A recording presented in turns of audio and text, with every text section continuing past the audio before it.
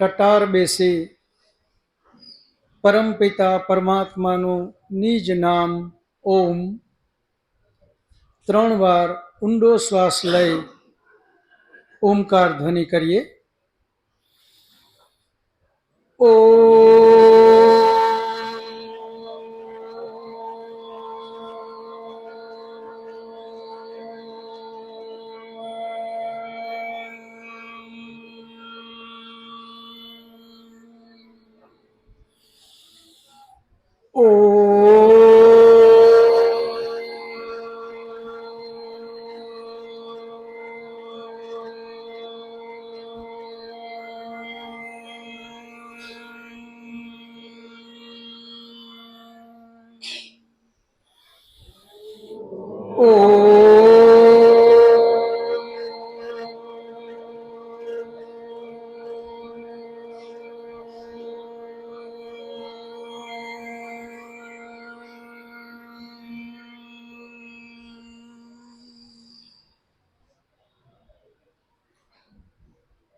ઓમ વિશ્વાનિ દેવ સવિતર્દુરિતાનિ પરાસુવ યત ભદ્રમ તન્ન આસુવ.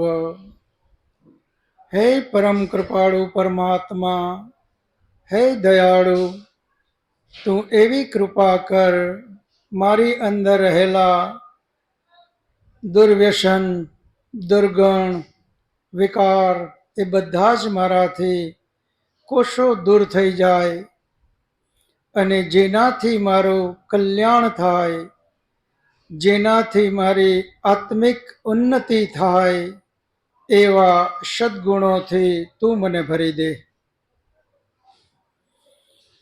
સૃષ્ટિ સંવત 1,96,53,126 વર્ષ, વિક્રમ સંવત 2082, કારતક વદ પાંચમ, દિનાંક 9/11/2025 રવિવાર.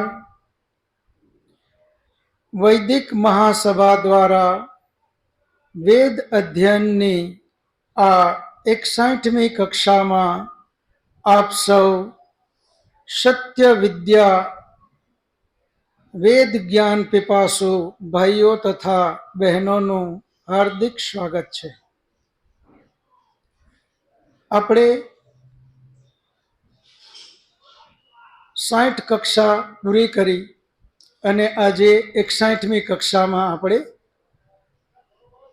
ચાલુ કરીએ છીએ. 60મી કક્ષામાં આપણે 4 શબ્દોને લીધા: તપ, બ્રહ્મચર્ય, દમ અને કર્મ. 60મી કક્ષાને આ 4 શબ્દો ઉપર ચિંતન મનન કરવા માટે આપણે શરૂઆત કરી. એને જ આજે આપણે ક્રમશઃ આગળ ચલાવીએ. તપ ઉપર આપણે અધ્યયન ચાલુ છે. આપણે બધા જ તપ શબ્દથી ખૂબ પરિચિત છીએ. તપ જ્યાં પણ આપણે શારીરિક યાતનાઓ, શારીરિક કઠિનાઈઓ, જે કંઈ કાર્ય માટે આપણે લઈએ એના માટે આપણે તપ શબ્દ વાપરીએ છીએ. વેદનો ઋષિ, દર્શનશાસ્ત્રનો ઋષિ, ઉપનિષદનો ઋષિ આપણને કહે છે તપ શબ્દ માત્ર અને માત્ર આત્મિક ઉન્નતિ, આધ્યાત્મિક ઉન્નતિ, ઈશ્વર પ્રાપ્તિ, મોક્ષની યાત્રા માટે જે કાંઈ આપણે શારીરિક સહન કરીએ એનું નામ તપ છે. અને વ્યવહારમાં પણ આપણે લોકો જ્યાં જ્યાં ધર્મ શબ્દ લગાડીએ છીએ અને ત્યાં ત્યાં આપણે જે કાંઈ સહન કરીએ છીએ એને આપણે તપ કહીએ છીએ. કોઈ બિઝનેસમાં ખૂબ મહેનત કરતો હોય તો ત્યાં આપણે તપ શબ્દ નથી વાપરતા. કોઈ સર્વિસ માટે ખૂબ મહેનત કરે, કોઈ શારીરિક કસરતો માટે, નંબર લેવા માટે ખૂબ મહેનત કરે તો ત્યાં આપણે તપ શબ્દ નથી વાપરતા. તપ આપણે પણ સામાન્ય રીતે જ્યાં ધર્મની કાંઈ વાત આવે અને એના માટે જે મહેનત કરીએ એને તપ કહીએ છીએ. પરંતુ આપણાથી થોડું ચિંતન મનન ઓછું હોવાથી આપણે થોડી એમાં ભૂલ કરીએ છીએ. ભૂલ કઈ રીતે? તો ખરેખર તો સાંસારિક સુખ માટે, સાંસારિક ઉપલબ્ધિ માટે આપણે કંઈ પણ મહેનત કરીએ. જેમ કે એક વ્યક્તિ નક્કી કરે કે હે દ્વારકાધીશ, હે અંબે માતા, હે ચોટીલાવાળી, હે વીરપુરવાળા, જો આ મારું કામ થઈ જાય તો હું ખુલ્લે પગે તારા સુધી આવીશ.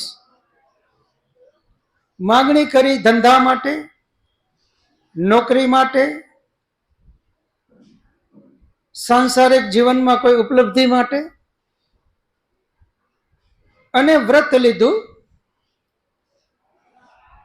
આ કાર્ય પૂર્ણ થાય તો હું તારા સુધી પગપાળા ચાલતો આવીશ અથવા ચાલતી આવીશ.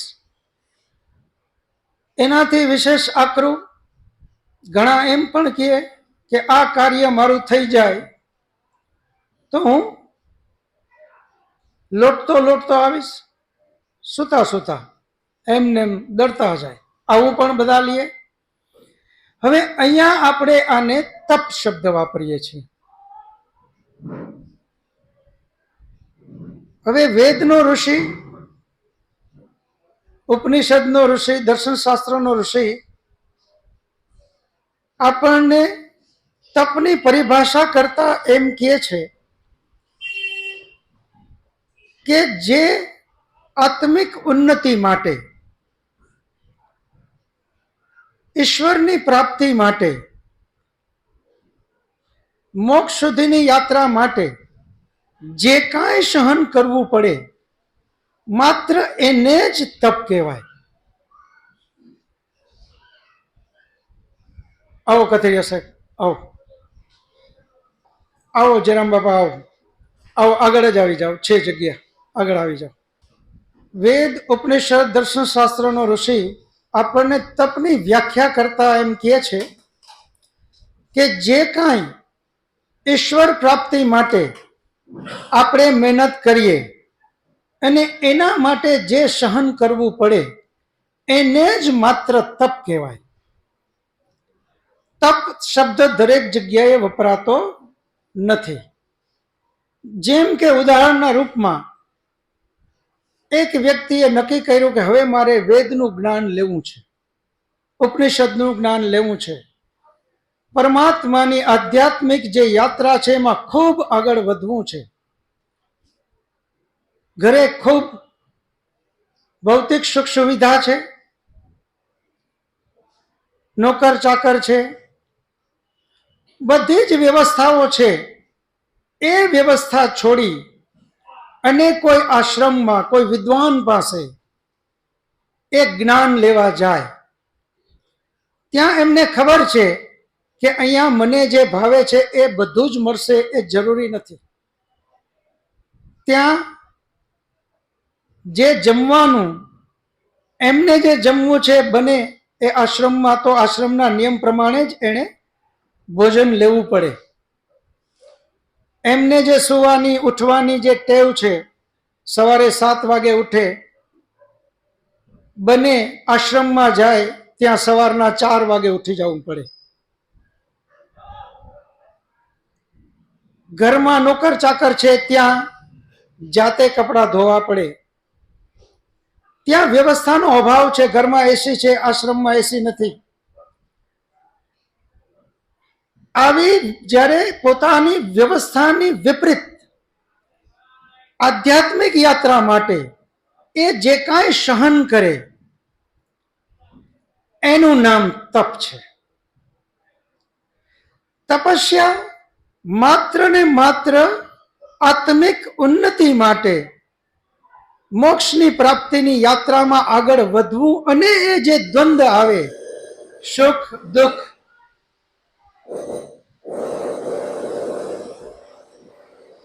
ઈર્ષા દ્વેષ,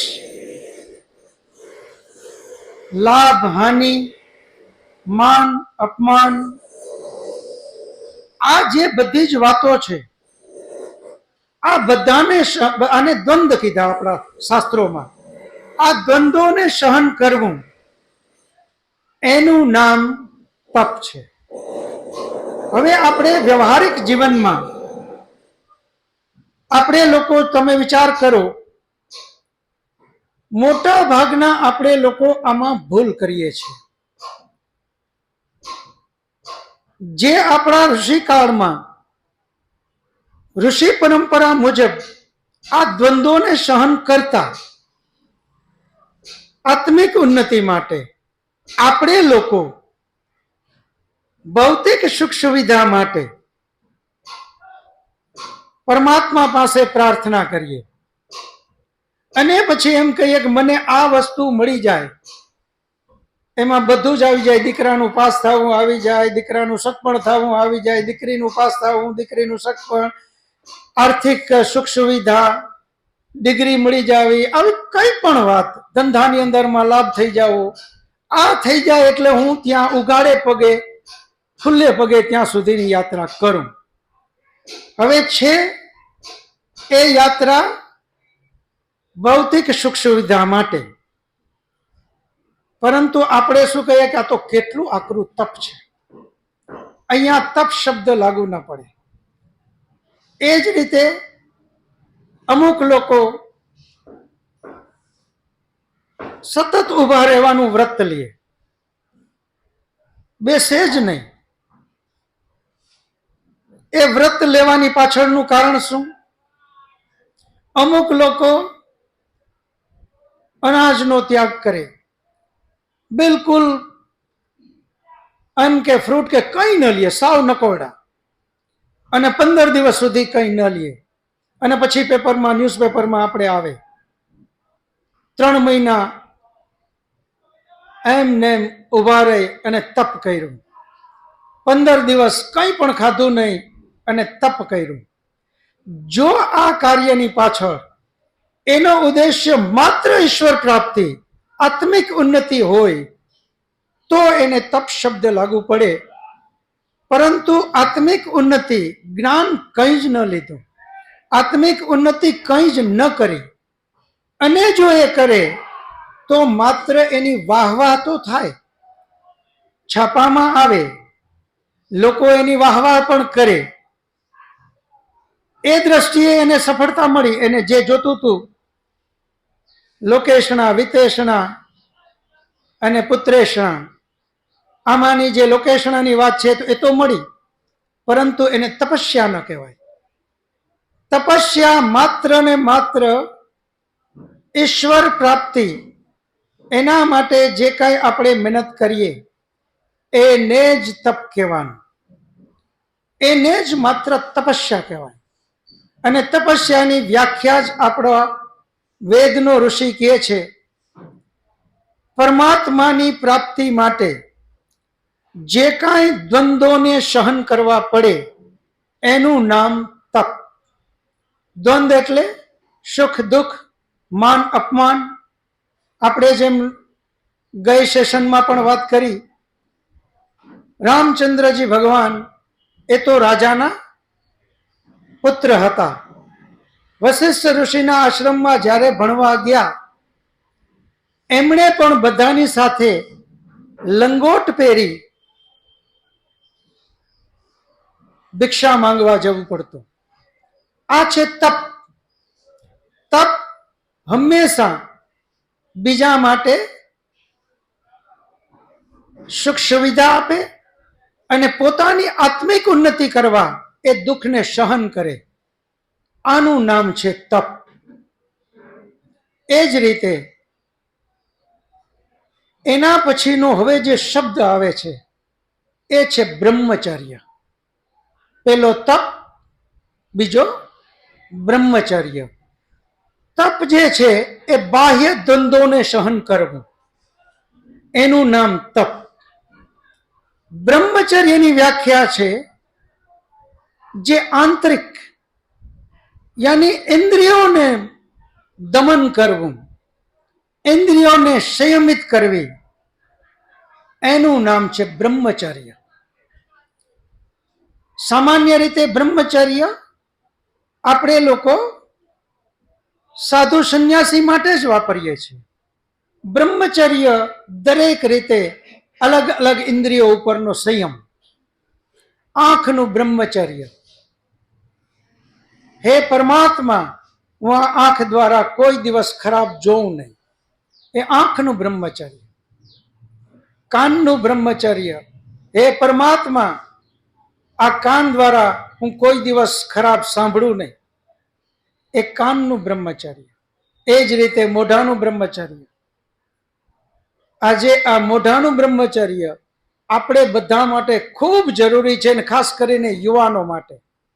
મોટા ભાગનો યુવા ધન ભગવાનને તો ખૂબ માને છે. શનિવારે હનુમાનજીના મંદિર પાસેથી નીકળીએ તો લાઈન લાગેલી હોય, અને ત્યાં એ યુવાન એકદમ ડિસિપ્લિનથી ઊભો હોય છે, એકદમ ગડગડો થઈ અને હનુમાનજીની સામે આપણે એમ લાગે કે આ તો ખૂબ ડિસિપ્લિન છે. અને એ જ યુવાન જેવો હનુમાનજીની ત્યાંથી નીકળે, સીધો ખિસ્સામાંથી ફાંકી કાઢે અને પાછો કહે શનિવારે હનુમાનજીના દર્શન ન કરું ત્યાં સુધી ફાંકી બંધ. ત્યાં સુધી ફાંકી ખાય જ નહીં, પણ રાહ જ જોતો હોય. હનુમાનજીના દર્શન કરતો કરતો ધ્યાન ફાંકીમાં જ હોય. અહીંથી દર્શન કરી લો એટલી જ વાર, એટલે સીધો એનો વારો આવે અને ફાંકી કાઢે.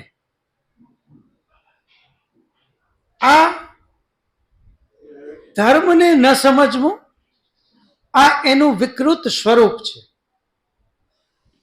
બ્રહ્મચર્ય મોઢાનું, અને હનુમાનજી જેવું મહાન ચરિત્ર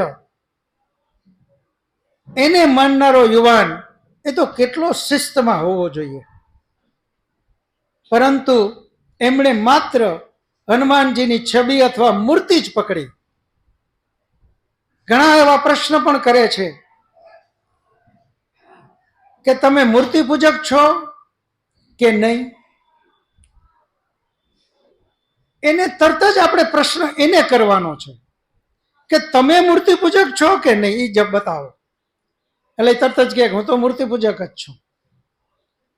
એને બીજો પ્રશ્ન કરીએ, તમારા ઘરની અંદરમાં, ઓફિસમાં કે મંદિરમાં તમે જે મૂર્તિ રાખી છે, એ મૂર્તિ શું બહુ બોડી બિલ્ડર છે અથવા બહુ રૂપાળા હતા એટલે રાખી છે? તરત જ કહેશે કે નહીં, ના, એટલા માટે નથી રાખી. તો શું કામે? કારણ કે એનું કર્મ અને ચારિત્ર મહાન છે, એટલા માટે આપણે એમનો ફોટો અથવા મૂર્તિ ઘરમાં, મંદિરમાં, ઓફિસમાં કે ફેક્ટરીમાં આપણે રાખીએ છીએ. નહીં કે બહુ રૂપાળા હોય, નહીં કે બોડી બિલ્ડર હતા, એટલા માટે આપણે નથી રાખતા. તો હવે અહીંયા ચિંતન એ થાય, ફરી હવે એમને પ્રશ્ન પૂછીએ કે હવે પાછો જવાબ આપો, તમે મૂર્તિના પૂજક છો કે કર્મ અને ચરિત્રના? એટલે એ વાત બદલી નાખશે કે નહીં, હું મૂર્તિ પૂજક નથી. આપણા મહાન ઋષિઓએ જે મૂર્તિ અથવા ફોટાને ઘરમાં લઈ આવવાની પરંપરા ખૂબ જ ઉચ્ચ વિચારોથી એ પરંપરાને ચાલુ કરી છે. આ કોઈ સામાન્ય પરંપરા નથી. વેદના મંત્રો પણ છે કે જે મહાન ચરિત્ર છે એમને તમે તમારો આદર્શ માનો, એમના પગલે તમે ચાલો, અને એમના પગલે ચાલવા માટે એ મહાન આદર્શને આપણે લોકો મૂર્તિ અથવા ફોટાના રૂપમાં ઘરમાં લઈ આવ્યા. પરંતુ ભૂલ માત્ર ત્યાં કરી કે એ મૂર્તિ અથવા ફોટાને જ પકડી લીધું. જે આપણા ઋષિમુનિઓનો ઉદ્દેશ્ય હતો, જેના માટે થઈને એમણે ઘરમાં મૂર્તિ અથવા ફોટો રખાવડાવ્યો, એ વાતને જ આપણે ભૂલી ગયા. એ છે આદર્શ અને ચરિત્ર. હનુમાનજી જેવું મહાન ચરિત્ર, આ હું વારે વારે એટલા માટે હનુમાનજી કહું છું કારણ કે હનુમાનજીને માનનારો મોટા ભાગનો યુવા ધન હનુમાનજીને ન માનતા હોય એવું ભાગ્ય જ બને. મોટા ભાગનો યુવા વર્ગ હનુમાનજીને માનનારો છે, અને મોટા ભાગે વ્યસનમાં ડૂબેલો પણ એ જ વર્ગ છે. એણે હનુમાન ચરિત્રને સમજ્યું નથી. એમણે માત્ર ફોટો અથવા મૂર્તિને જ પકડી લીધી. જે ચરિત્રની, ચારિત્રની, એમના કર્મની, આદર્શની પૂજા થવી જોતી હતી, એ સાઇડલાઇન થઈ ગઈ. એટલા માટે બ્રહ્મચર્ય શબ્દ ખૂબ મહાન છે, ખૂબ ઊંચો શબ્દ છે. બ્રહ્મચર્ય દરેકે દરેક અંગ માટે શબ્દ લાગે છે. આંખનું બ્રહ્મચર્ય, મોઢાનું બ્રહ્મચર્ય, કાનનું બ્રહ્મચર્ય, હાથનું બ્રહ્મચર્ય. હે પરમાત્મા, એવી કૃપા કર આ હાથે ક્યારેય ખોટું કર્મ ન થઈ જાય. આ હાથ સદૈવ સત્કર્મ માટે જ ઉઠે, આવી મને શક્તિ દે. પગનું બ્રહ્મચર્ય, હે પરમાત્મા, ભૂલે ચૂકે આ પગ ગલત જગ્યાએ ન જાય, આના માટે મને તો શક્તિ દે. જ્યારે મારો પગ આગળ ઉઠે તો ધર્મ માટે જ આગળ ઉઠે. જ્યારે પણ મારો પગલું આગળ જાય તો માત્ર ને માત્ર આત્મિક ઉન્નતિ માટે જ આગળ વધે. પાપ કર્મમાં ક્યારેય મારો પગ આગળ ન જાય, આવી તું મને શક્તિ દે. આજે તો ઉલટી દિશા છે. જેમ હમણાં જ આપણે આ તપ, બ્રહ્મચર્ય, દમ અને પછી કર્મ જો બરાબર આપણા જીવનમાં આચરણમાં લઈ લઈએ તો આ દેશ ફરી પાછો વિશ્વ વંદન કરે, વિશ્વ ગુરુ કરે એ કક્ષાએ અવશ્ય પહોંચે. આપણી ભૂલ ત્યાં થઈ. વૈદિક કાળની અંદર દરેકે દરેક ઘરની અંદર વેદ વંચાતો હતો. આપણે લોકો બધા જ ઘરની અંદરમાં યજ્ઞ કરતા હતા, અને પરિણામે યજ્ઞનો અર્થ જ જ્ઞાન છે. જ્ઞાન શબ્દ ઉપરથી જ યજ્ઞ શબ્દ આવ્યો છે, અને એના ઉપરથી જ વેદ શબ્દ, વિદ્યા શબ્દ, વેદને ધત્ર પ્રત્યે લાગ્યો, એમાંથી વેદ શબ્દ બન્યો. એનો અર્થ પણ જ્ઞાન, જેને આપણે જ્ઞાન બોલીએ એ જ જ્ઞાન. એ જે જ્ઞાનની જે વાત છે એ બધું જ આપણે ભૂલી ગયા. ઘરની અંદરમાં યજ્ઞ થતો, યજ્ઞની પૂર્ણાહુતિ જ ત્યારે ગણાતી. માત્ર કર્મકાંડ કરી એને યજ્ઞ પૂર્ણ ન ગણતા. યજ્ઞ કર્યા પછી ઋષિ મુનિઓ પ્રશ્નોની આપલે કરતા. પોતે જે કંઈ જાણ્યું છે એ જાણે છે એ બીજાને વાત કરે. જે કંઈ અધ્યયન કરે એમાં માની લ્યો કે કઈ પ્રશ્ન આવ્યો તો એ ત્યાં પ્રશ્ન પૂછે. જેમને ખબર છે એમનો એ જવાબ આપે. આ રીતે યજ્ઞની અંદરમાં, ઘરની અંદરમાં રોજ વેદનું અધ્યયન થતું, મંત્રનો અર્થ થતો. યોગ દર્શનની અંદરમાં મહાન ઋષિ પતંજલિ સૂત્ર આપે છે તદ જપ તદ અર્થ ભાવનમ. હે મનુષ્ય, મંત્રનો માત્ર અર્થ સમજ્યા વગરનો જાપ ન જાપ. જ્યાં અર્થ જ નથી સમજો તો એ પ્રમાણે ભાવ ક્યાંથી જાગશે? અને ભાવ જ ન જાગે તો એ જીવનના આચરણમાં કઈ રીતે આવે?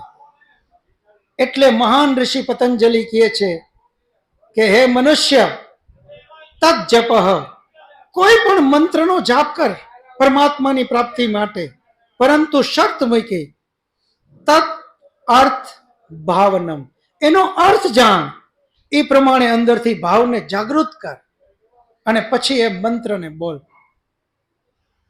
આપણે બધા રોજ નહીં તો અઠવાડિયે એક વાર ઘરમાં યજ્ઞ કરીએ. યજ્ઞ કરીએ, બધા સાથે બેસીએ. આપણા દર્શન બ્રાહ્મણ ગ્રંથોમાં એક સૂત્ર આપ્યું, સ્વર્ગ કામો યજેત. આ બ્રાહ્મણ ગ્રંથોનું સૂત્ર છે. જેમને પણ સ્વર્ગની કામના છે એમણે ઘરમાં યજ્ઞ કરવો જોઈએ. હવે સ્વર્ગની કામના એટલે શું? મૃત્યુ પછી નહીં. કે છે કે જે ઘરની અંદરમાં એકબીજા પ્રત્યે ખૂબ લાગણી છે, એકબીજા પ્રત્યે ખૂબ આદર સત્કાર છે, એકબીજા માટે ત્યાગની ભાવના છે. હવે આ બધું કઈ રીતે આવશે? જે ઘરમાં રોજ યજ્ઞ થાય અને એ યજ્ઞમાં જે મંત્રો બોલે એના વિશે બધા ડિસ્કસ કરે, ચર્ચા કરે, અધ્યયન કરે, મીમાંસા કરે. ઓમ ભૂર્ભુવઃ સ્વઃ તત્સવિતુ વરેણ્યમ ભર્ગઃ દેવસ્ય ધીમહિ ધિય યહ નઃ પ્રચોદયાત. એક એક શબ્દ ઉપર એ અધ્યયન કરે કે આ મંત્ર શું કહેવા માંગે છે. ઓમ વિશ્વાની દેવ સવિતર દુરિતાની પરાશુવ યત ભદ્રમ તન્ન આસુ. એક એક શબ્દનું બરાબર અધ્યયન કરે. જે મંત્રનું અધ્યયન કરે એ મંત્રનો ભાવાર્થને બરાબર સમજે. હે વિશ્વાની દેવ, હે સવિતુ, તે પૂરા બ્રહ્માંડને ઉત્પન્ન કર્યું છે. એવા હે પરમાત્મા, તું જ વરેણ્યમ, તારે જ પૂજન કરવાને યોગ્ય છો. વરેણ્યમ, વરવાને યોગ્ય છો. દેવસ્ય ધીમહિ, આ બધા જ શબ્દો જો ત્યાગની ભાવના બતાવે છે. એક એક શબ્દ જે સમજે એના જીવનમાં ત્યાગ આવે. લેવાની નહીં, દેવાની ભાવના જગાડે. માન લેવું નથી, માન આપવું છે. આ મારા માટે નહીં, આ તો તારા માટે છે. પસંદગી મારી નહીં, તારી પસંદગી. જ્યાં જ્યાં ત્યાગની ભાવના જાગે એ ઘરની અંદરમાં ખૂબ માન મર્યાદાઓ આવે અને એ માન મર્યાદા જ ઘરને સ્વર્ગ બનાવે. ચાર દિવાલ ઘરની છે, એમાં જ સ્વર્ગ આપણે બનાવવાનું છે. તો પેલો શબ્દ છે તપ. એ તપને બરાબર સમજીએ. સાંસારિક, વ્યવહારિક, વ્યાવસાયિક આ બધું જ જરૂરી છે. વેદ ક્યારેય કોઈ વસ્તુને નકારાત્મક નથી લેતો. ધન વૈભવ યજ્ઞની શરૂઆતમાં જ આપણે કહીએ છીએ કે હે પરમાત્મા, તું મને ઓમ સત્યમ યશઃ શ્રીર્મય શેષયતામ સ્વાહા, પેલું જ જલનું આચમન એના દ્વારા લે છે કે હે પરમાત્મા, સત્યના રસ્તે, બસ શરત મૂકી દીધી. ઓમ સત્યમ, પછી કીધું યશ, મને કીર્તિ પણ જોઈએ છે. સમાજ મને બધો ઓળખે, પણ કઈ રીતે? માત્ર સત્યના રસ્તે. સત્યમ યશઃ શ્રીર્મય, શ્રી, શ્રી એટલે પૈસો, ધન વૈભવ. હે પરમાત્મા, ધન વૈભવ વગર પણ હું તારી સાધના નહીં કરી શકું. ઘરની અંદરમાં દીકરો માતા પિતા અથવા કોઈ પણ બીમાર પડ્યા, પૈસો નથી, પરમાત્મામાં સાધનામાં ધ્યાન નહીં લાગે, શરીરની અંદરમાં બીમારી છે, એ બીમારી દર્દ આપણને પરમાત્મામાં ધ્યાન નહીં દેવા દે. એટલા માટે આપણા ઋષિમુનિઓએ આ બધી જ પરંપરા આપી કે આ દરેક વસ્તુ જરૂરી છે. ધન વૈભવ પણ કમાવ, આપણા ખભા ઉપર જનોયું છે, એના 3 ધાગા, એના ઘણા બધા અલગ અલગ અર્થ છે, પરંતુ ઋષિ કહે છે પેલો ધાગો વૈશ્યનો, રૂપિયો કમાઓ, રૂપિયા વગર ચાલવાનું નથી. હે યુવાન, તારા પરિવાર માટે રૂપિયા કમા, તારા સમાજ માટે અને રાષ્ટ્ર માટે ખૂબ પૈસો કમાવ. એ પેલો ધાગો છે વૈશ્યનો. તરત જ કીધું કે હે યુવાન, માત્ર પૈસો ભેગો કરી જાય તો પર્યાપ્ત નથી. ભૂતકાળના આપણા બધાના અનુભવ, લાખો ટનના હિસાબે સોમનાથમાં સોનું વિધર્મી વિદેશી આવી અને લૂંટી ગયો. બીજો ધાગો ક્ષત્રિયનો. હે યુવાન, પૈસો કમાણો માત્ર એનાથી પર્યાપ્ત નથી. બીજો ધાગો છે ક્ષત્રિયનો. તારે ક્ષત્રિય બનવાનું છે. જ્યાં પણ અન્યાય થાય ત્યાં તલવાર ઉપાડ. હવે જેની પાસે ધન વૈભવ છે, બાહુબળ છે, એ વ્યક્તિ અત્યાચારી બની જાય, કારણ કે પૈસો એ છે અને બાહુબળ છે. એટલે ત્રીજો ધાગો આપ્યો બ્રાહ્મણનો. હે યુવાન, વેદ અધ્યયન કર. તારા જીવનની અંદરમાં વેદનું અધ્યયન હોવું જોઈએ. વેદ અધ્યયન વગરનું જીવન, સ્વામી વિવેકાનંદ એ જ વાત કરે છે કે યુવાનને મંદિરમાં જતો જોઉં તો બહુ પીડાઉં છું. પ્રશ્ન થાય કે યુવાનને મંદિરમાં જતા જોવે ને સ્વામીજી કેમ પીડાય? અધ્યયન કર્યું તો ખ્યાલ આવ્યો. એમણે યુવાનને એમ કીધું કે તું સમજણો થયો, મમ્મી પપ્પા ફઈ કાકા કાકી દાદા દાદી કોઈની પણ આંગળી પકડી અને મંદિરમાં ગયો, દીવો કર્યો, અગરબત્તી કરી, આંખ બંધ કરી નામ લીધું અને નીકળો. શરૂઆત ત્યાંથી કરી. આજે યુવાન થયો, આજે પણ એ જ મંદિરે ગયો, દીવો કર્યો, અગરબત્તી કરી, પગે લાગ્યો, રવાના. આધ્યાત્મમાં કોઈ પ્રગતિ નહીં. એટલા માટે સ્વામીજી કહે છે કે હે યુવાન, તું તો એટલો બધો આગળ વધી ગયો હો. યમ એટલે શું, નિયમ એટલે શું, પ્રાણાયામ એટલે શું, પ્રત્યાહાર એટલે શું, ધારણા એટલે શું, ધ્યાન એટલે શું, તપ એટલે શું, બ્રહ્મચર્ય એટલે શું, દમ એટલે શું, કર્મ એટલે શું, આ દરેક વાતનો તો જવાબ દઈ શકતો હો. એને બદલે આજે પણ એ જ દીવો અગરબત્તી, આંખ બંધ કરી, થોડી વાર બેઠા, રવાના. એટલે પેલું છે તપ, બીજું બ્રહ્મચર્ય. તપને પણ બરાબર ચકાસીએ કે આપણે તપ કરીએ છીએ. વાસ્તવમાં આ તપ છે કે સાંસારિક કોઈ વસ્તુ ભોગ લેવી છે, વ્યવહારિક વસ્તુ માટે છે, ધંધાકીય કોઈ વસ્તુ માટે છે? શેના માટે આપણે કરીએ છીએ? મોટા ભાગના તમે વર્ગને ચકાસજો, અંબાજી સુધી છેક જાય. શું? મારું આ કાર્ય થઈ ગયું, ફલાણું મારું થઈ ગયું. એ તો માત્ર આ, અહીંયા હું બહુ સાવચેતીથી આ શબ્દ વાપરું છું, આનો કોઈ વિરોધ નથી. ધન વૈભવ વ્યવહારિક આ બધું જ જરૂરી છે, પરંતુ પરમાત્મા આપણને એમ કહે છે કે હે યુવાન, જેના માટે થઈને તને મનુષ્યનો જન્મ મળ્યો એ તું ચૂકી જા છો. જેના માટે પરમાત્માએ મનુષ્ય બનાવી અને એમને એક વિશિષ્ટ વિવેક બુદ્ધિ આપી, એ બુદ્ધિનો ઉપયોગ તે બધે જ કર્યો. જેના માટે તારો જન્મ થયો, આત્મિક ઉન્નતિ માટે, આધ્યાત્મિક ઉન્નતિ માટે, ત્યાં જ તે ન કર્યો. ત્યાં તે પ્રગતિ બિલકુલ ન કરી. એટલા માટે આ શબ્દ આવે છે. તપનું બરાબર આપણે ચકાસીએ.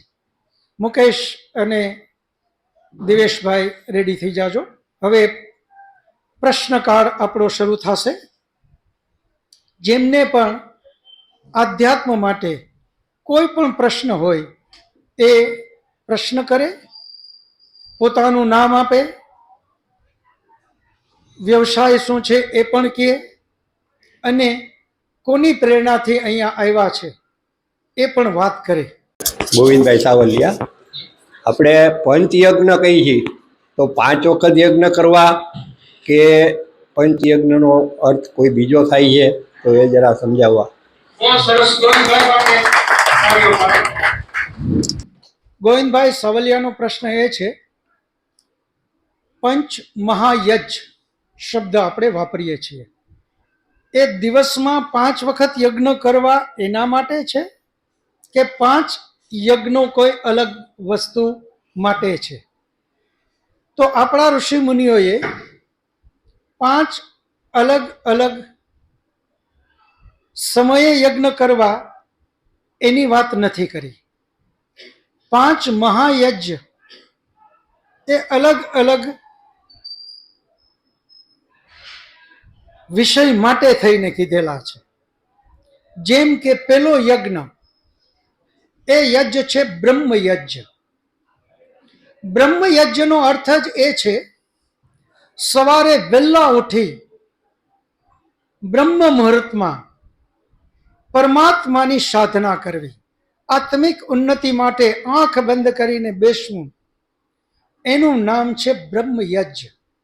એ વખતે આપણે યજ્ઞ કરવાની કોઈ વિધિ વિધાન કરવાનું નથી. માત્ર પરમાત્મા સુધી પહોંચવા માટે જે કાંઈ આપણે અધ્યયન કર્યું છે એનો ઉપયોગ કરી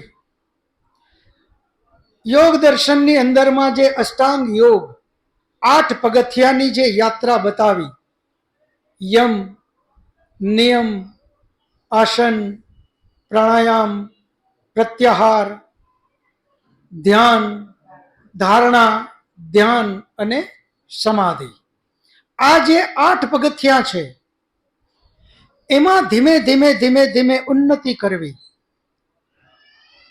અને આસ્તે આસ્તે આસ્તે આસ્તે પેલા તો આસન સિદ્ધ કરે, પછી આગળ આગળ વધતા વધતા વધતા વધતા ધારણા, કોઈ એક જગ્યાએ મનને સ્થિર કરવા માટે સ્થાન નક્કી કરે, એ જ જગ્યાએ મનને સ્થિર કરતા જાય, આમ ધ્યાનમાં આગળ વધે ને છેક સમાધિ સુધી પહોંચે. આ છે બ્રહ્મ યજ્ઞ. એના પછી દિવસ ઉગે પછી બીજો યજ્ઞ છે. બીજા યજ્ઞની અંદરમાં આપણે યજ્ઞ કહીએ અને સંસ્કૃતમાં યજ્ઞ શબ્દ કહીએ. એ સૂર્ય ઉદય થયા પછી છે. એની પાછળ સાયન્સ છે. કારણ કે હવે આપણે અગ્નિ કરી અને યજ્ઞ કરવો એનું નામ છે દેવ યજ્ઞ. પેલો બ્રહ્મ યજ્ઞ, હવે જે બીજો આવ્યો એ દેવ યજ્ઞ. જે આપણે યજ્ઞકુંડની અંદરમાં અગ્નિ પ્રગટાવી અને જે કંઈ સમિધા એમાં હોમ કરીએ એનું નામ દેવ યજ્ઞ. બ્રહ્મ યજ્ઞ પછી આવે છે દેવ યજ્ઞ. હવે એ જે દેવ યજ્ઞ છે એ સૂર્યોદય પછી જ શું કામે? કારણ કે અગ્નિ પ્રગટે એટલે એમાં કાર્બન ડાયોક્સાઇડ થાય ને થાય જ. એમાં જે આપણે ઘી બધું હોમીએ, સામગ્રીઓ હોમીએ, એ વાયુ શુદ્ધિકરણનું બહુ મોટું કાર્ય કરે છે. છતાં પણ અમુક અંશે તો એમાં કાર્બન ડાયોક્સાઇડ થાય ને થાય જ. વૃક્ષનો એક નિયમ છે, રાતના એ ઓક્સિજન લે અને કાર્બન ડાયોક્સાઇડ બારે કાઢે. દિવસના એની સાયકલ બદલી જાય. કાર્બન ડાયોક્સાઇડ લે અને ઓક્સિજન બારે કાઢે. હવે તમે વિચાર કરો, દિવસ ઉગ્યા પછી જે કાંઈ અગ્નિ કરીને એમાં કાર્બન ડાયોક્સાઇડ થયો એ વૃક્ષો લઈ લેશે. અને બાકીનું જે વાયુ શુદ્ધિકરણનું કામ છે, જે આપણા માટે છે, એ આપણને ખૂબ ઉપયોગી થાય છે. ગાયનું ઘી એક ટીપું અગ્નિમાં પડે, કેટલો બધો વાયુ શુદ્ધિકરણનું મોટું કામ થાય છે. એ વાયુ આપણા માટે છે. વૃક્ષોનું પણ કામ થાય અને આપણું પણ કામ થાય. સ્વર્ગ કામો યજેતનો અર્થ જ અહીંયા છે કે યજ્ઞ કરો અને જે વાયુ શુદ્ધિકરણનું કામ થાય છે, એ વાયુ શુદ્ધિકરણ માત્ર આપણા માટે જ ઉપયોગી નથી. કોઈ પણને એરિયો આખો તમે વિચાર કરો, બધે જે વાયુ જશે, જે આપણી સાથે ક્યારેક કદાચ ન પણ બોલતા હોય, એમને પણ કલ્યાણ રૂપી થશે. એટલે એ ખૂબ મોટું પુણ્યનું કામ છે. વાયુ શુદ્ધિકરણ માટેના બે મોટા કાર્ય, એક યજ્ઞ અને બીજું વૃક્ષારોપણ. આ બે કામ વાયુ શુદ્ધિકરણ માટે, પર્યાવરણ શુદ્ધિકરણ માટેના જબરજસ્ત મોટામાં મોટા બે કાર્ય છે.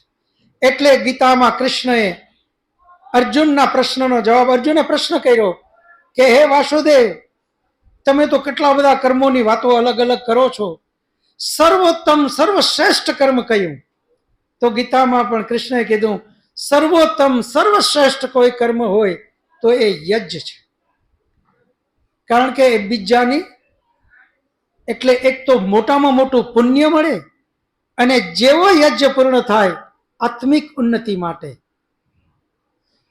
પુણ્યથી ભૌતિક સુખ સુવિધાઓ મળશે, અને જે કાંઈ ચિંતન મનન આપણે કરીએ એનાથી આત્મિક ઉન્નતિ મળશે.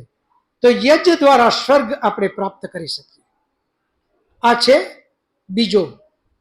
પછી ત્રીજો, પિતૃયજ્ઞ.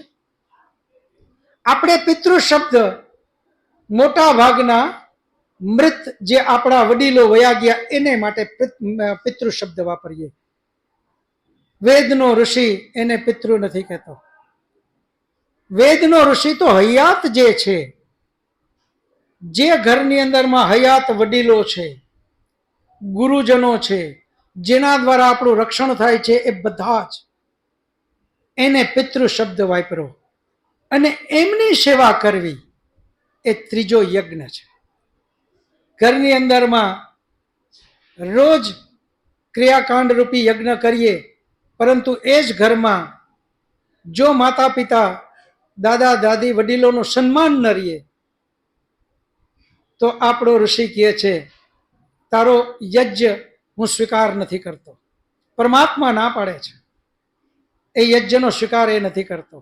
પરંતુ હા, એક વસ્તુ નક્કી છે કે જે ઘરની અંદરમાં યજ્ઞ થાય ત્યાં વડીલોનું સન્માન થાય થાય અને થાય જ. કારણ કે મંત્રો એ શીખવે છે. ઘણા એમ પૂછે છે, આપણે ક્યારેક અમે બારે ગયા હોય ને આપણે જેમાં પેલા મંત્રોની આપણી આદત હોય, તો ત્યાં તરત જ એ પૂછે કે આ મંત્ર બોલીને તમે આ જમવાનો ફાયદો શું? પેલો મોટામાં મોટો ફાયદો, બીજું કઈ ફાયદો થાય કે ના થાય, આત્મા ત્યારે જ સ્વીકાર કરશે, કાં તો મંત્ર બોલ અને કાં જે તે ન ખા. મંત્ર બોલ્યા પછી કોઈ દિવસ નોનવેજ મોઢામાં નાખી જ નહીં શકે. એ મંત્રની તાકાત છે, એ મંત્ર એને શીખવે છે. એટલે જે ઘરની અંદરમાં જ્યાં યજ્ઞ થાય છે એ ઘરમાં ખૂબ વડીલોનું સન્માન થાય. આ પિતૃ યજ્ઞ છે. એના પછી ત્રીજો, ભાઈ ચોથો, બલિ વૈશ્વ યા તો અતિથિ, અતિથિ અથવા બલિ વૈશ્વ. ચોથો અને પાંચમો, ક્રમમાં તો ગમે તે બોલો, એમાં કોઈ ફરક પડતો નથી. તો બલિ વૈશ્વ યજ્ઞ. હવે અહીંયા પણ આપણે ઘણી જગ્યાએ બલિનો અર્થ જ આપણે બલિદાન કરીએ છીએ. હવે એ કેટલું બધો ગલત ભ્રાંત આવી ગયું. જે પશુ પક્ષી આપણે આશરે અથવા તો આપણા એરિયામાં છે, એનું ધ્યાન રાખવું, એને ખવડાવવું પીવડાવવું, એનું નામ બલિ વૈશ્વ. એની જગ્યાએ એની બલિ ચડાવવા સુધી આપણે પહોંચી ગયા. કેટલું ભયંકર ભ્રાંતિમાં વયા ગયા. બલિ વૈશ્વ યજ્ઞનો અર્થ જ એ છે કે આપણે જ્યાં છીએ ત્યાં જે કાંઈ પક્ષીઓ આવે એના માટે પાણીની વ્યવસ્થા કરીએ, એના માટે દાણાની વ્યવસ્થા કરીએ, આપણી શેરીમાં રહેતા કૂતરાઓ માટે આપણે વ્યવસ્થાઓ કરીએ. એનું નામ જ બલિ વૈશ્વ યજ્ઞ છે. અને પાંચમો અતિથિ. હવે અહીંયા આપણી મોટામાં મોટી મુશ્કેલીઓ છે. જેવી બેલ વાગે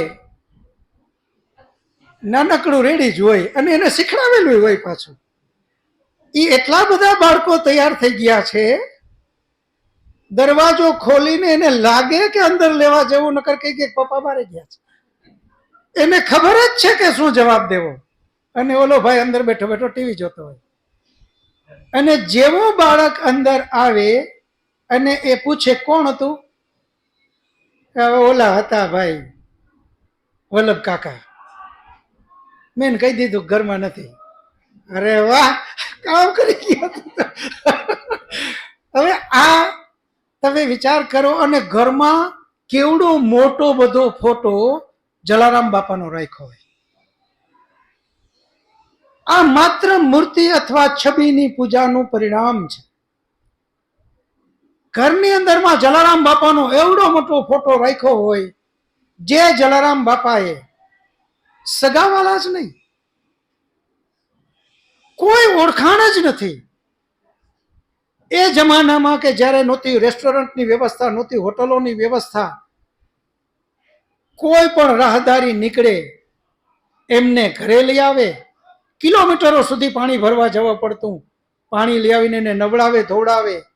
હાથે દહીણા દરતા. આપણે બધા જાણીએ છીએ કે ત્યાં આજે પણ એ કંઠી છે. હાથે દહીણા દરી અને લોટ કરી અને એની રસોઈ બનાવીને એને ખવડાવે. એ જલારામ બાપાનો આપણા જેવડો એનાથી મોટો રાખી દે ક્યારેક ક્યારેક. અને એટલા દીવાન અગરબત્તી કરી હોય કે જલારામ બાપાનો ફોટો આખો કાળો થઈ ગયો હોય. લુવો તોય લુવાય નહીં, એટલી કાળાશ આવી ગઈ હોય. એ ઘરનો માલિક એના આંગણે આવેલાને એમ કહી દે કે ઘરમાં નથી, અને એ છોકરાને શાબાશી આપે. આ બલિ વૈશ્વ અતિથિ દેવો, અતિથિ દેવો ભવ આપણું સૂત્ર છે. હા, હવે થોડો સમય બદલાણો એટલે એટલું કરવું જોઈએ કે ફોન કરીને જાય. અતિથિ પ્રમાણે તો નહીં ચાલે. જે શબ્દ પ્રમાણે જાય તો એનું મોઢું 100% બગડે ને બગડે જ. એટલે હવે સમય પ્રમાણે આપણે થોડીક બાંધછોડ કરી લેવી. કમસે કમ ફોન કરીને તો જાવું. અતિથિ એમાં ન રહેવું. જેની કોઈ તિથિ નિશ્ચિત નથી એને અતિથિ કહેવાય, પરંતુ સમય બદલાઈ ગયો છે. જેવા ઘરમાં જાય ને આપણે કહી દઈએ 2 મિનિટ મોડાથી આવત ને તો હમણાં જ અમારે તો રસકોસ જવું હતું. આ તમે આવીને અમારી પથ્થર ખાઈ લી. તો આ જે છે એ ધર્મનું ચિંતન આપણે ભૂલાણું છે. આ 5 યજ્ઞ આપણા દરેકના ઘરમાં હોવા જોઈએ. સિવાય કોઈ પ્રશ્ન હોય તો. ચંદુભાઈ ઉંબલ, મેં આપની પ્રેરણાથી. તમે જે તપની વાત કરી સમજાણી, પણ આત્મા ઉન્નતિ માટે સુખ સુવિધા ત્યાગ કરવી જરૂરી છે. બહુ સરસ, બહુ સરસ. ચંદુભાઈનો પ્રશ્ન છે કે આત્મિક ઉન્નતિ માટે સુખ સુવિધાનો ત્યાગ કરવો જરૂરી છે. હવે પ્રશ્ન અહીંયા એ છે, જો સુખ સુવિધાની સાથે આત્મિક ઉન્નતિ માટેનું બધું જ આપણી પાસે મળતું હોય તો જરૂર નથી. પરંતુ એ સુખ સુવિધા આપણી પ્રગતિમાં ક્યાંય અડચણ ન થવી જોઈએ. જેમ કે આપણે બધા 9 થી 10 અહીંયા આવીએ છીએ, વેદ જ્ઞાન માટે આપણે બધા મળીએ છીએ, આત્મિક ઉન્નતિ માટે આવીએ છીએ. યોગ એવો બન્યો કે 1 કિલોમીટર દૂર આપણી ગાડી બગડી. હવે એ સુખ સુવિધા 1 કિલોમીટર પહેલા આપણી પૂર્ણ થઈ ગઈ. હવે શું કરશું? તો હવે છોડો. ગાડી બગડી છે તાર નથી જાવ, એ અડચણ છે. સુખ સુવિધા ઘરની અંદરમાં એસી ફૂલ છે, ઓફિસમાં બધે જ એસી છે, પંખાઓ છે, બંને આ હોલની અંદરમાં એસી તો નથી પરંતુ પંખાની વ્યવસ્થા નથી અને અહીંયા આવવું પડે છે. 1 કલાકની આપણે આધ્યાત્મિક ઉન્નતિ માટે સાધના કરવી છે. હવે ગરમી પણ સહન કરવી પડશે. જો એમ માની લઈએ આપણે કે યાર હવે ત્યાં તો પંખાઈ નથી ને ગરમી છોડો, આપણા એસી બરાબર છે, તો એ અડચણરૂપ છે, એને આપણે છોડવું જોઈએ. એટલા માટે જ મેં કીધું કે જ્યાં જ્યાં આત્મિક ઉન્નતિ કરવા માટે જે દ્વંદ્વોને સહન કરવા, છોડવાની વાત નથી, સહન કરવાની વાત છે. એને છોડી નથી દેવાનું કોઈ વસ્તુને, માત્ર દ્વંદ્વ સહન કરવા પડે, એનું નામ તપ. હવે આપણે લોકો હવે તો રોજડની અંદરમાં આશ્રમમાં ખૂબ સારી વ્યવસ્થાઓ, બધા માટે બહુ સરસ વ્યવસ્થાઓ છે. પરંતુ આજથી 25 વર્ષ પહેલા, 30 વર્ષ પહેલા જ્યારે જતા ત્યારે કાચા મકાન હતા, જ્યાં પંખાની વ્યવસ્થા નહીં, કોઈ વ્યવસ્થા નહીં, અને ઉનાળાનો બપોર, ભયંકર ગરમી, એમાં આપણે જઈ અને ક્લાસમાં બેસવું પડતું, સુવા માટે વ્યવસ્થા નહીં. હવે ઘણા વર્ષો અમે દુબઈ રહ્યા, એસીની એવી ભયંકર ટેવ પડી ગઈ, એસી વગર જરાય ના ચાલે.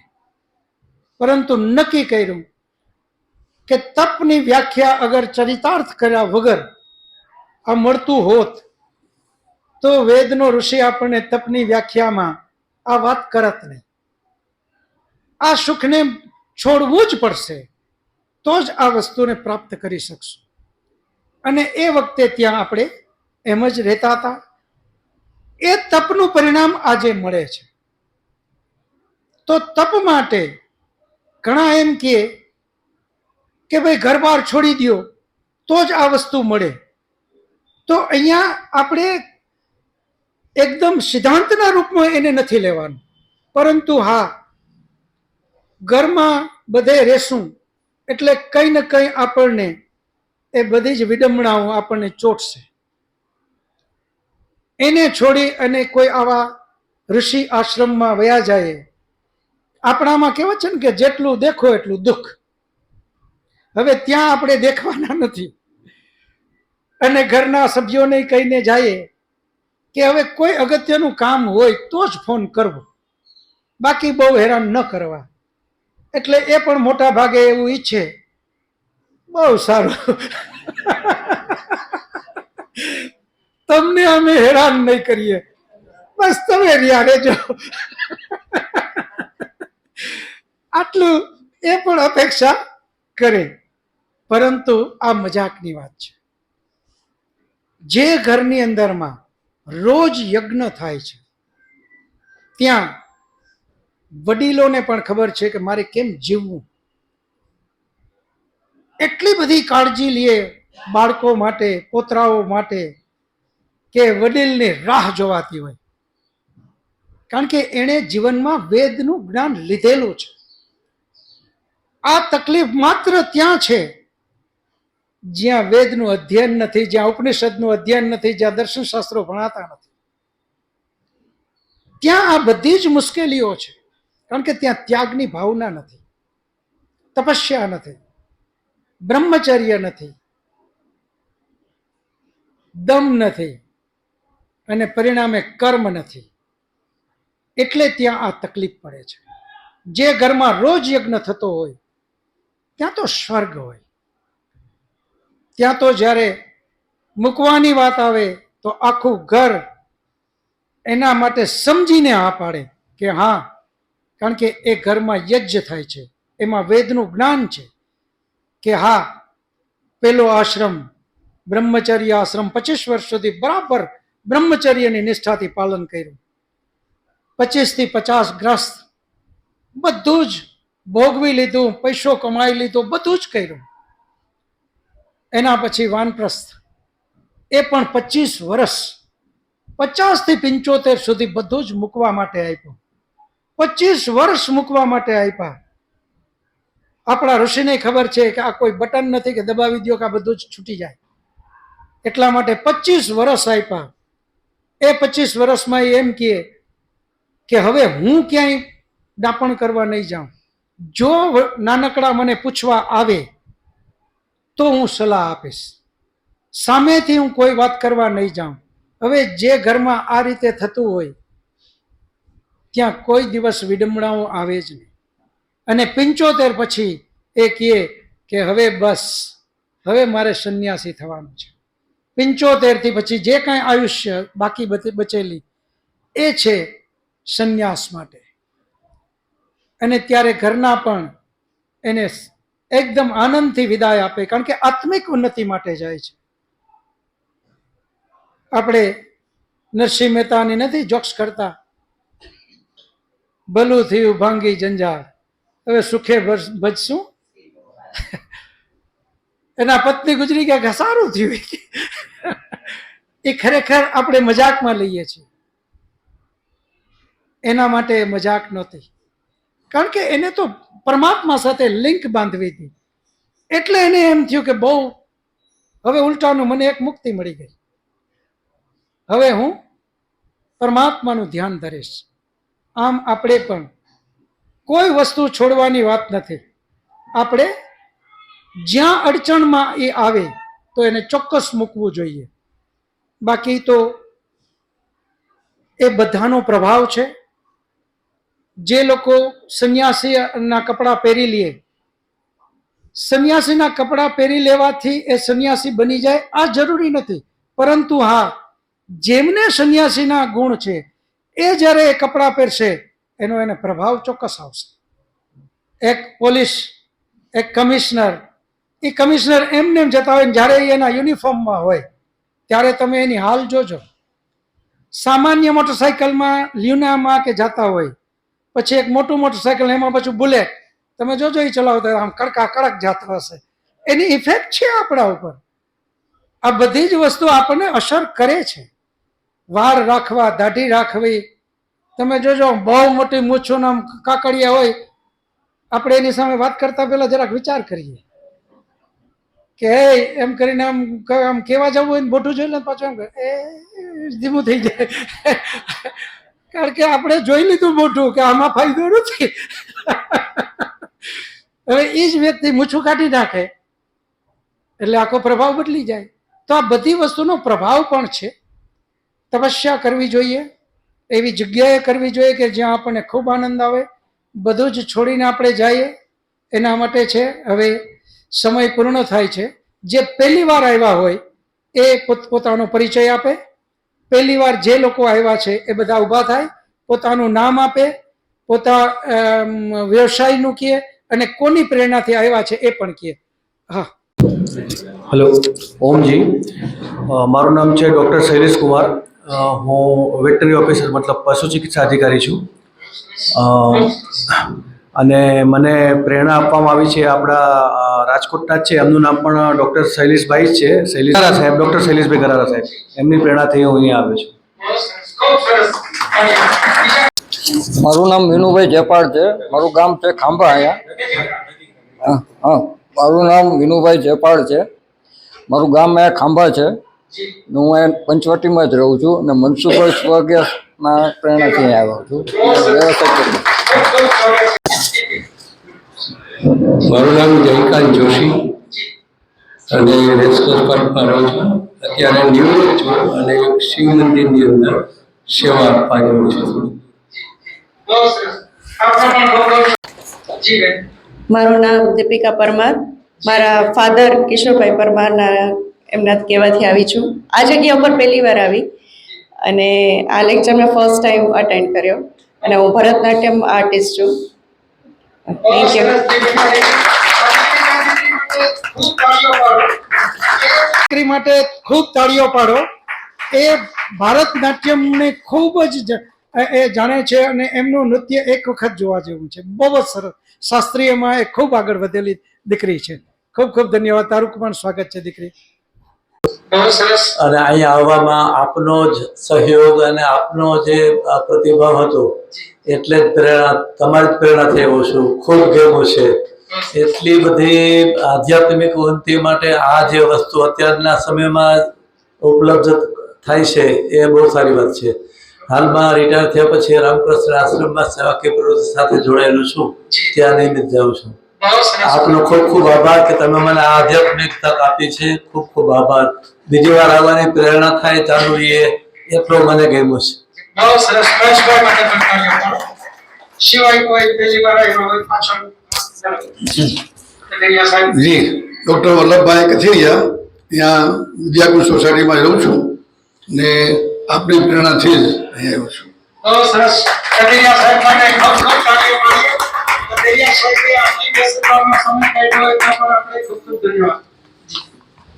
મારું નામ ડૉક્ટર રાહુલ રૂપાપરા, હું ડેન્ટિસ્ટ છું અને મનસુખભાઈ સુવાગિયાની પ્રેરણાથી આવ્યો છું. બહુ સરસ. આ રીતે ડોક્ટરો અને એ લોકો આવે એટલે એમની રુચિ કેટલી છે, નહીતર એમની વ્યસ્તતા માટે પણ આપણે બધા સમજીએ. ખૂબ ખૂબ ખૂબ સ્વાગત રાહુલભાઈ, ખૂબ સ્વાગત. નમસ્તે, મારું નામ લાડુ મોરાભાઈ છે, એનું B.Pharm સ્ટુડન્ટ છું અને નેશનલ શૂટર છું. કૌટલ્ય સરથી આવ્યો છું પ્રેરણાથી. દીકરા માટે તો ખૂબ તાળીઓ પાડો કે આવા કોલેજિયનોની ખાસ જરૂર છે કે જે યુવાન કોલેજિયનો અહીંયા આવશે તો જ એ આપણી ધરોહરને આગળ લઈ જઈ શકશે. ખૂબ ખૂબ સ્વાગત છે. જયરામભાઈ વાસળિયા, હું તો બીજી ત્રીજી ફેરા આવ્યો છું. ખૂબ સરસ. તમારી એક્ટિવિટી માટે થોડી જરા. એક્ટિવિટી તો હું સામાજિક છેલ્લા 35 વર્ષ થયા સામાજિક ક્ષેત્રમાં સંકળાયેલો છું. ધ્રોલમાં કન્યા છાત્રાલય ચલાવું છું, જેમાં 3500 જેટલી 3000 થી 3500 દીકરીઓ છે. પાટીદાર સમાજની સંસ્થા છે, એમાં પણ અમે સુરેશભાઈ એક અન્ય સમાજની દીકરીઓ માટે મેં હોસ્ટેલ બનાવી છે. 850 થી 900 દીકરીઓ અન્ય સમાજની રહી અને અભ્યાસ કરે છે. પ્રાઇમરી થી માંડી અને તમામ કોલેજોની વ્યવસ્થા છે. અને આવી બધી પ્રવૃત્તિ નાના મોટી કરી છે. પણ અમે અહીંયા આવવાથી ખૂબ આનંદ થયો છે. આજે મારા ભેરી મારી પુત્ર વધુ આવી છે.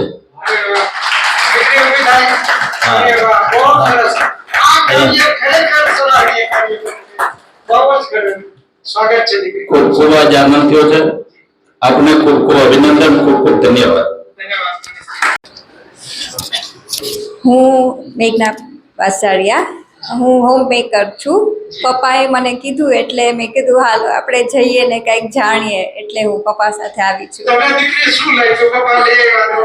ના, મને સારું લાગ્યું. અમે ઘરમાં પૂજા પાઠ ને એવું બધું કરતા હોય પણ એનાથી વિશેષ અહીંયા જાણવા મળ્યું.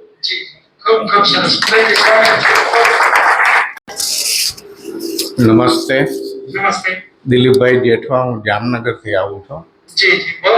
અને સુરેશભાઈ અમારા વેવાય થાય અને ખૂબ જ આનંદ આવ્યો. દિલીપભાઈ એટલે કથિરિયા સાહેબ, આપણે ખંભાળિયામાં જે RSSના કેશુબાપા એ બધાના જે હરોળના જે ખૂબ મોદી સાહેબ એમને ત્યાં જ ઉતરતા, એ જમનભાઈ જેઠવાના દીકરા, જે ડૉક્ટર જમનભાઈ જેઠવા એમના દીકરા છે. તો હવે સમય પૂર્ણ થયો છે. આપણે બધા ટટાર બેસશું, શાંતિપાઠ કરી પ્રસાદ લેશું અને પછી બધા છૂટા પડશું. શાંતિપાઠ. ઓમ દ્યો શાંતિરંતરિક્ષમ શાંતિ પૃથ્વી શાંતિરાપઃ શાંતિરૌષધયઃ શાંતિઃ वनस्पतयः शान्तिर्विश्वे देवाः शान्तिर्ब्रह्म शान्ति सर्वं शान्तिः शान्तिरेव शान्तिः सामा शान्तिरेधि. ॐ शान्तिः શાંતિ શાંતિ. સર્વેભ્યો નમઃ. સબકો સાદર નમસ્તે જી. બે હાથ જોડી એકબીજા બધાને આપણે નમસ્તે કરી લેશું. નમસ્તે નમસ્તે.